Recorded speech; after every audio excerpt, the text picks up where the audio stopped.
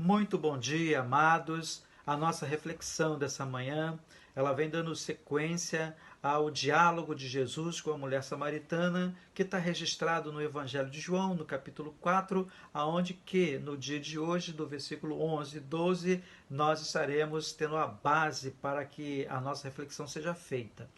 Então, a gente no versículo 11, a gente encontra aqui a mulher se pronunciando diante de Jesus, dizendo: olha, o poço é fundo e tu não tem como tirar água lá de baixo para cima.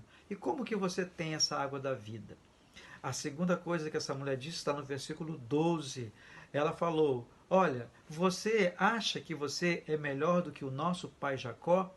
Ele mesmo, quando teve sede, ele veio aqui e pegou água, tanto para si como também para os seus animais. Não precisou de ajuda de ninguém. E você acha que você é maior do que ele? Jesus não entrou na questão de dizer, saber, ou querer fazê-la entender quem era o maior. Mas Jesus, ele se ateve a dizer para aquela mulher: olha, aquele que beber dessa água tornará a ter sede, mas aquele que beber da água que eu lhe der, fará nele uma fonte que salte para a vida eterna. Então, Jesus ele não se preocupou ali, né, com o seu nome, com a sua fama e quem ele era de fato. Se bem que em outra ocasião, quando questionado pelos escribas e fariseus acerca da importância que tinha Abraão na história do povo judeu, Jesus pôde falar para aqueles homens que Abraão desejou muito ver um dos dias do Filho do Homem e isso não lhe foi permitido. De maneiras que, nesse diálogo, Jesus e a mulher samaritana, existiam alguns elementos importantes. A primeira coisa é que, se aquele poço, né, conforme diz na Bíblia, que de fato foi ali cavado por Jacó, e nós sabemos que mais ou menos 40 gerações foram entre Jacó até Jesus, então aí a gente vai presumir que tenha havido mais de 2.000 anos em que aquele poço estava ali gerando água para que as pessoas pudessem estar bebendo. Então, ele era um poço que há muitos anos saciava a sede da população. Era um poço histórico, era um poço que, se fosse em nossos dias, ele era um patrimônio histórico das nações. Então, esse poço ele tinha essa importância muito grande, né? Ele dava ali aquela água durante todo aquele tempo. E Jesus, quando ele se pronuncia para aquela mulher, ele fala para ela que ele tinha uma água que era muito melhor do que aquele poço.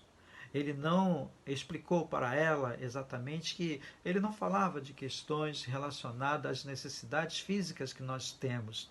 Ele poderia ter dito mais para frente, de uma forma diferente, a qual em outros palavras, outras reflexões ao longo dessa semana nós vamos ver, ele pode estar fazendo isso. Mas nesse momento, Jesus apenas queria que aquela mulher entendesse a importância dela diante dele, de uma oportunidade de salvação, de uma oportunidade de ela resolver um problema que ela tinha, e não só ela, mas toda a humanidade, que é o problema do pecado.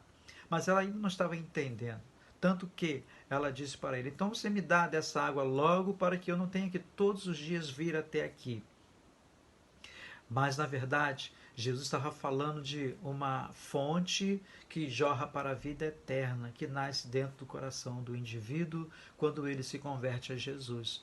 Jesus estava falando do Espírito Santo de Deus que, quando nasce dentro do coração do indivíduo, dá a ele convicções às quais ele vai se sustentar, ele vai ter vigor, ânimo, e ele não mais vai ter necessidades de pecar, de errar, porque a gente vê que hoje em dia muitas pessoas, elas parece que às vezes não tem tanta necessidade fisiológica de determinadas coisas, mas pelo hábito de querer, de possuir, de pegar, de querer para si, eles acabam se enveredando e não conseguem abandonar o caminho tortuoso da vida.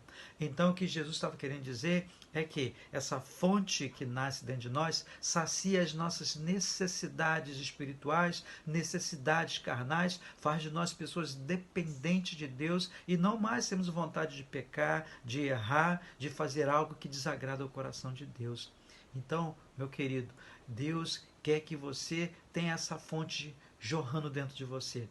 Ainda que você tenha uma estrutura de vida, moral, de familiar, que ao longo de muitos anos tem lhe favorecido e você tem todas as ferramentas e todo o aparato na tua mão para poder fazer de tudo e achar que é certo. Mas Jesus tem algo de mais importante para a sua vida.